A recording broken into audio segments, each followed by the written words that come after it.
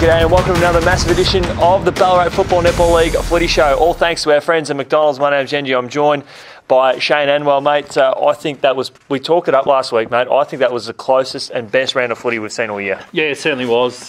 We did pump it up as the round of the year, and I think all the results lived up to the expectations, certainly. Exactly, especially when all five matches certainly delivered. And the game that we had the privilege of getting out and having a bit of a look at was Lake Wendourie's big win over Bacchus Marsh. That is massive for the competition. Yeah, it is, and there's a couple of points to come out of it. Of course, Bacchus Marsh, I think probably where everyone was expecting to win that one, and Lake Wendouree certainly were quite happy with the result in the end by 1 point. Both teams had their chances with what was that? There was 23 behinds kicked for the day or rush behind. So certainly a low scoring affair when you look at that. But to get the win by 1 point, I think the good thing for Lake Wendouree is it keeps them certainly in touch for finals.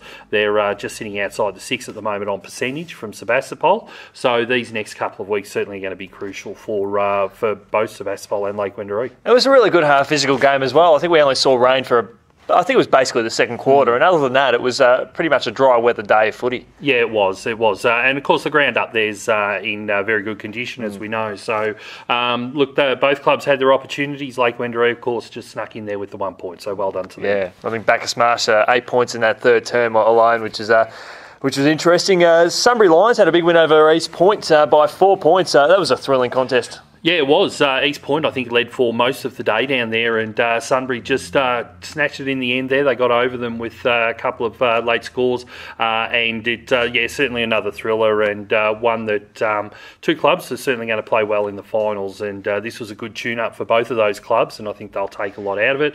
I reckon I might have picked Sunbury only because it was at Sunbury, so look, well done to both clubs. East Point would certainly have liked to have got the win, but no, well done to Sunbury. East Point have only lost the 2 games this year. They lost the other one to Bacchus Marsh in a game that they were in for most of the day. So factor in that, losing 2 close games, I don't think they'll be disappointed with that. I think they'll be okay with that. Yeah, no, they'll be okay. They'll move on to next week and bounce back there. Big game over at Darley, and Darley taking down North Ballarat City. I think you did say last week Darley being at home was certainly, that would have been the big factor. And they jumped out of the blocks early. I think they kicked the first 4 goals of the game and held City scoreless in that first term, and then they held on. Yeah, they did, and had a little bit in it this game, all the way through it.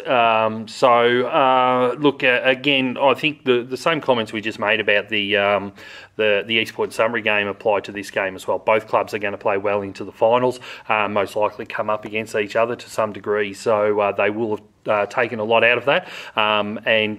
Again, another really close game, the third of our close ones, and well done to Darley. I'm going to bring it up.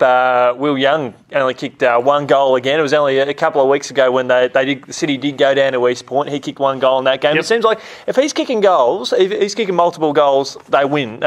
If he's held to 1 goal, opposition teams can be confident that they can win. Yeah, well, certainly on the face of it, that seems to be the case. So I know they're certainly going to put a lot of focus on that, which they would ordinarily do anyway. But I think the results are starting to show exactly what you've said. Sebastopol are in the top 6. That's quite an amazing effort. 12 months ago, we would not have suspected that at all. And Melton, I mean, talk about bad kicking. 6-15 for the day. That's pretty tough on them. But Sebastopol, I think they led all day. That's a great win for that club. It is a great win. And we talk each week about Sebastopol, how they're just gathering that momentum of those 2-3 wins in a row, which they haven't done for many, many years, and they're starting to put those together.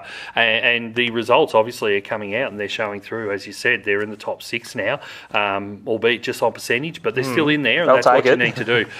So it's going to be interesting, the run home these last 6 weeks between Sebastopol and Lake Wendouree. I think they're going to be the 2 clubs fighting out for that last finals position.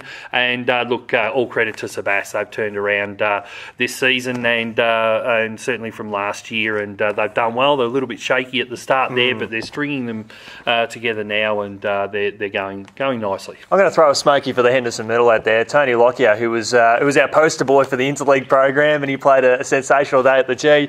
But it seems to be when Sebas are winning, he's probably their best player on the day. He's looking pretty good. Yeah, he is, and I probably couldn't disagree with what you've said there, Yeendy. So, look, the Henderson medal is going to be interesting at the end of the year. There's going to be a few in there with the votes. So we'll wait and see. Well, good luck picking a winner out of that one there. And the final game, which I actually thought was probably the most surprising result of the weekend, Mountain South taking down Ballarat by over 100 points. That is massive. It is. It's certainly not what anyone expected. No. I think I might have tipped Ballarat to win that one. But credit to Mountain South. They really turned it on for the day. And I think Ballarat might have kicked a few of their goals later in the game. So Mountain South, they certainly came out, did what they had to do. And poor old Ballarat were on the receiving end on it. I wonder what the weather was like down there. Obviously, we were over at Lakers and seeing a good contest there. But 16-5 in that first half there from South was unreal. And I think Dylan Conway kicked the lazy 10 or 11 on the day. That's pretty impressive. That's right. 16-5's a very nice score to have at any time, let alone in